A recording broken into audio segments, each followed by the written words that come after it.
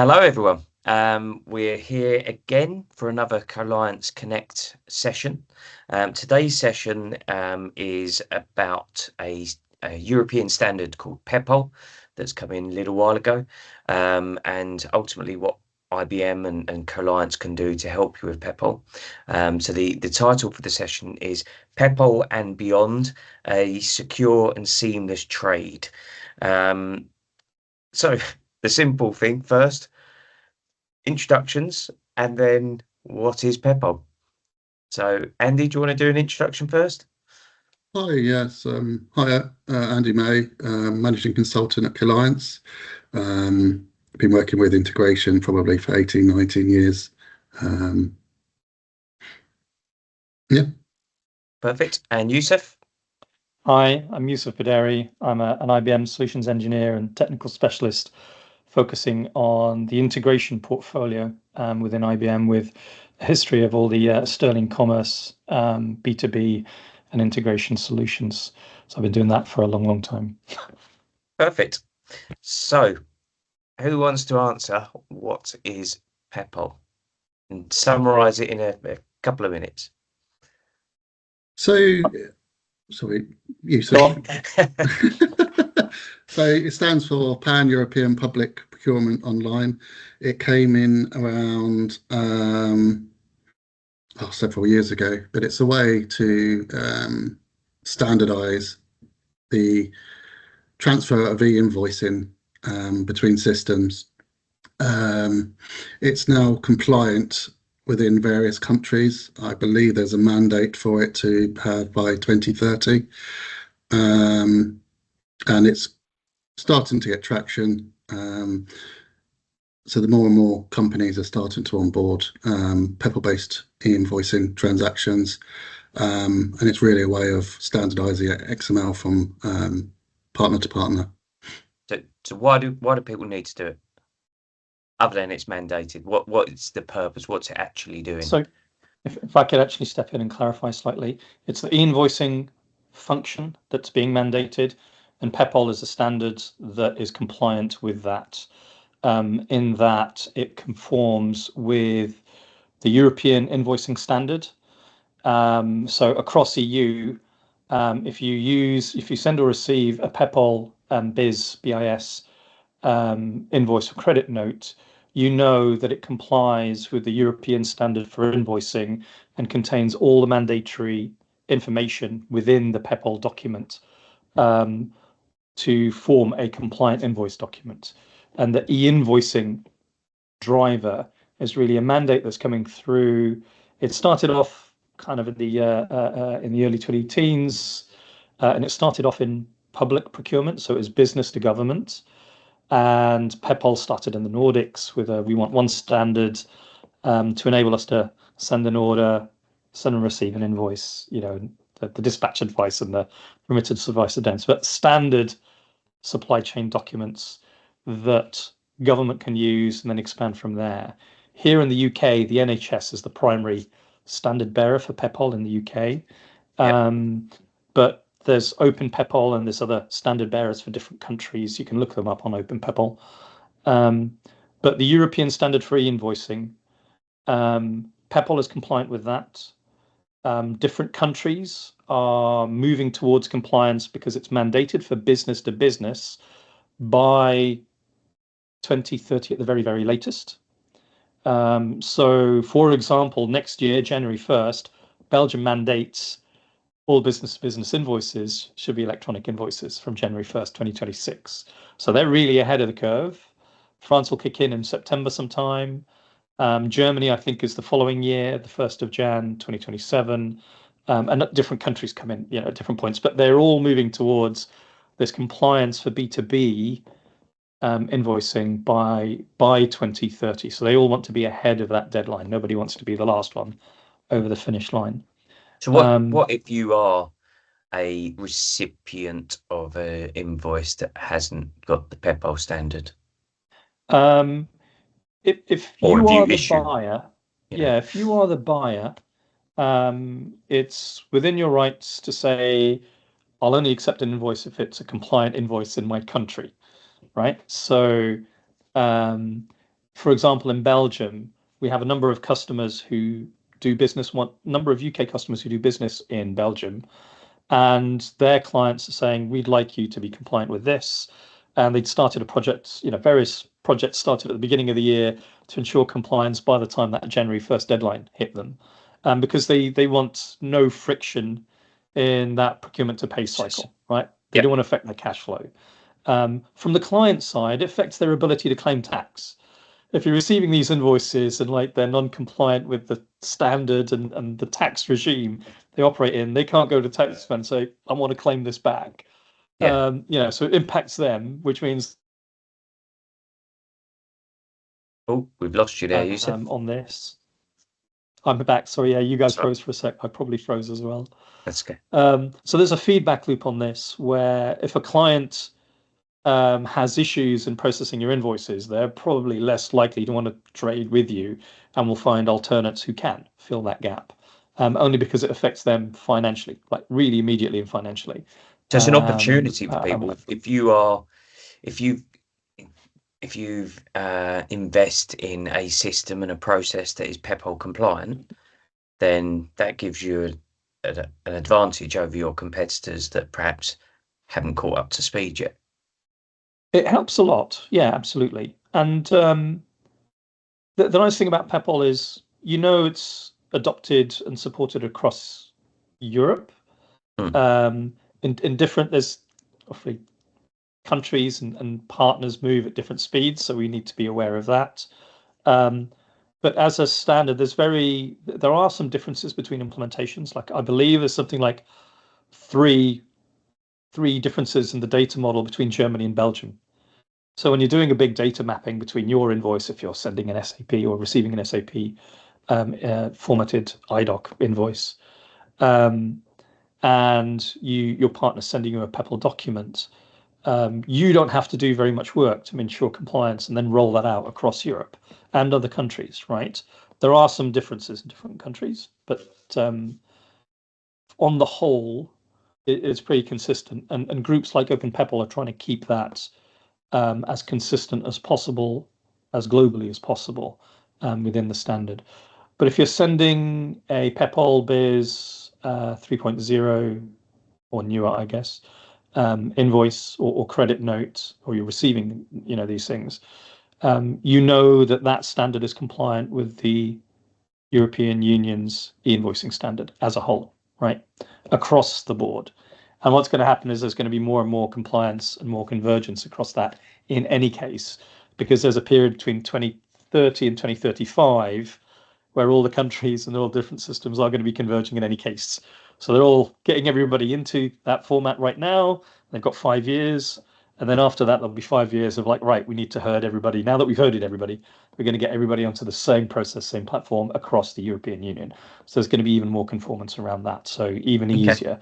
And what that will do is reduce the cost of processing across the board. So you don't have to have different implementations for different partners in different countries. So that's a good thing. Your CFO will like that. Head of accounting will like that. Faster time to cash. So again, less friction in the invoicing because you're getting a digital document in.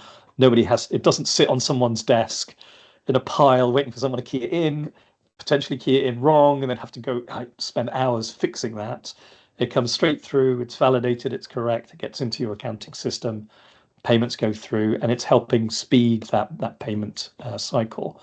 And security as well. So that's baked into the standard and the mechanisms of sending the data and who's going to receive it and how that's delivered. Perfect. I think that's quite an important point, isn't it? It's not just about standardizing the actual file, it's about having a secure connection and exchanging during that transfer as well. Yeah. So Yusuf, clearly IBM have invested in making sure that products meet those standards. Do you want to explain a little bit about what IBM have done in that regard? So it's an evolving situation, obviously, and has been for the last 10 years. We are a Peppol network access point. So the objective of Peppol is to have us as open as possible And so any client can go to any validated access point, set up a service with them, and on the value and kind of business benefit of that service, connect to anybody else in the global Peppol network. IBM is an accredited, certified Peppol access point provider. We're one of the larger ones. We can plug into everybody else on the Peppol network. So ease of onboarding is one thing. We don't charge setup fees for additional partner setups and so on the Peppol network. So there is a fee right at the beginning when we connect you, obviously our internal service fee. But once you're registered and you're on the network, there's no additional fees for setting up new partners. With respect to business relationships or anything like that. Some value-added network providers do charge you a fee for that, for every single partner that you add on. So we've got access to the Peppol network. It's an adjunct and a gateway onto our value-added network in any case, which is one of the largest networks on the planet for EDI transactions. Which the current name is?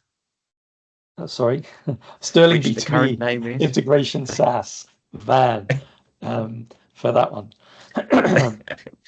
So yeah, thank you for that reminder. I've gone all red.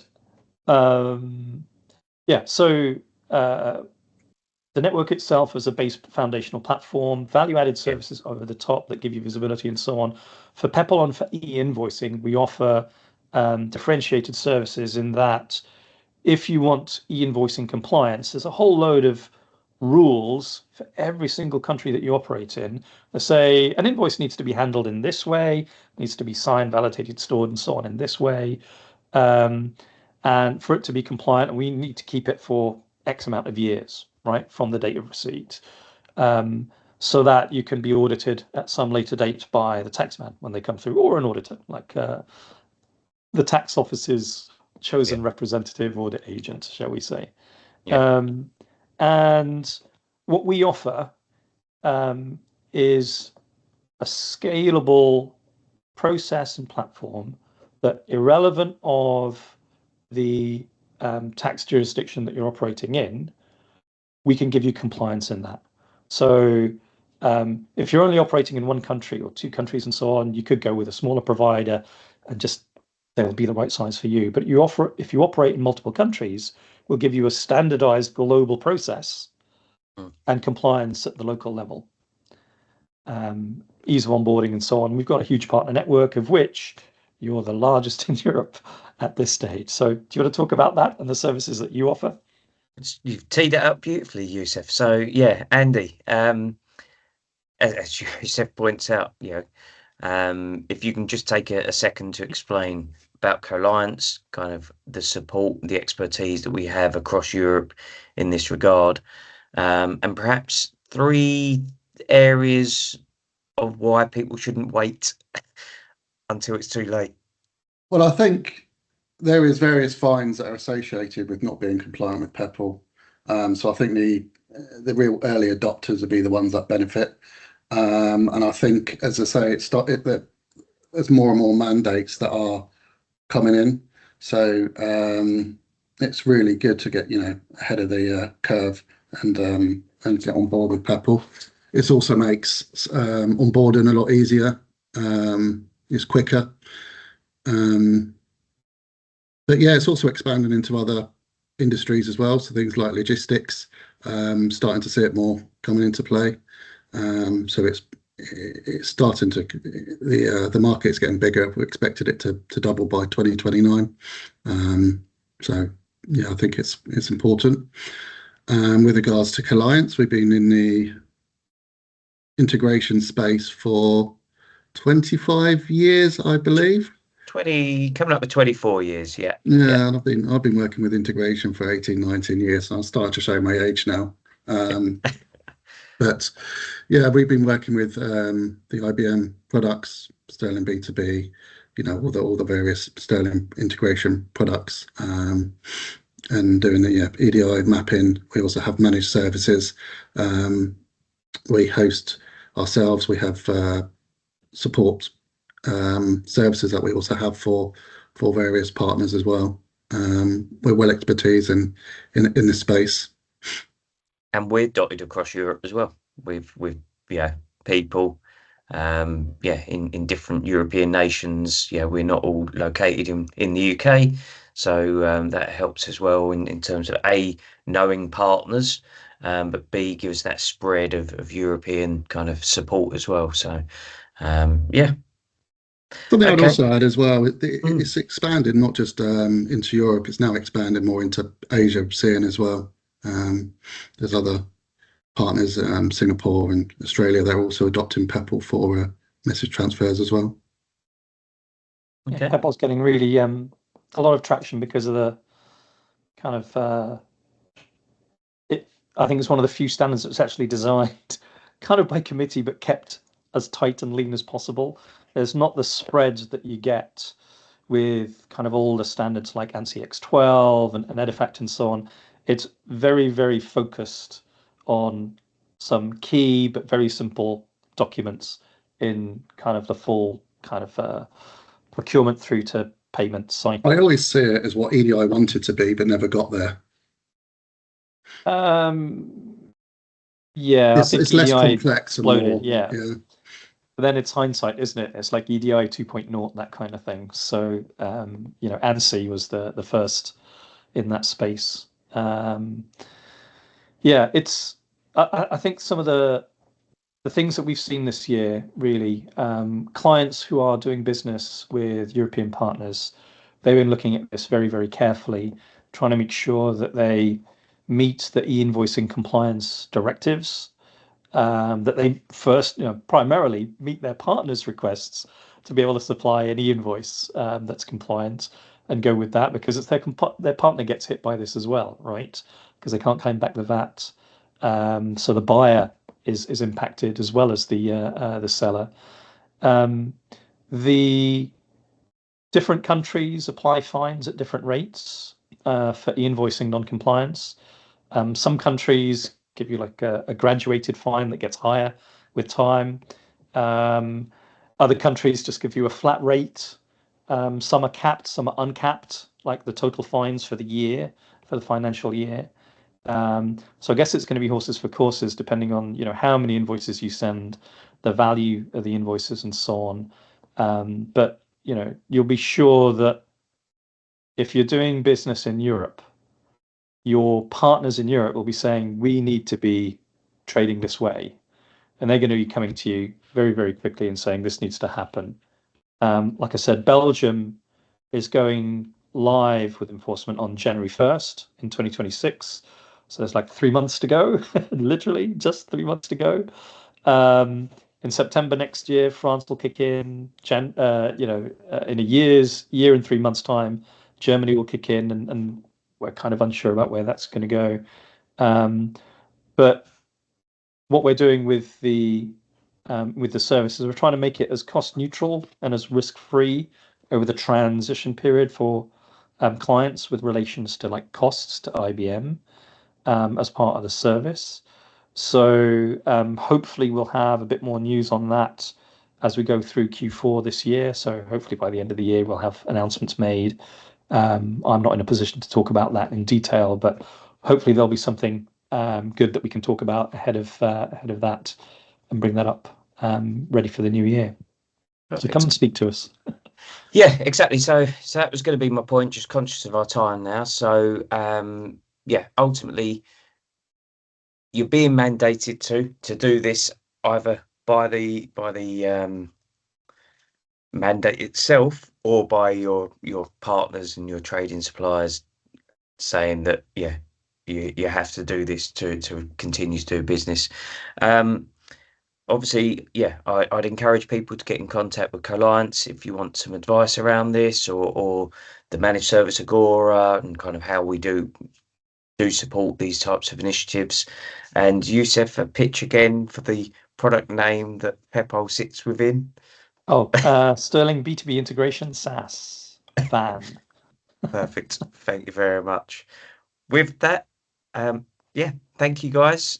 Really appreciate it. Really insightful. And let's speak again soon. Thank you.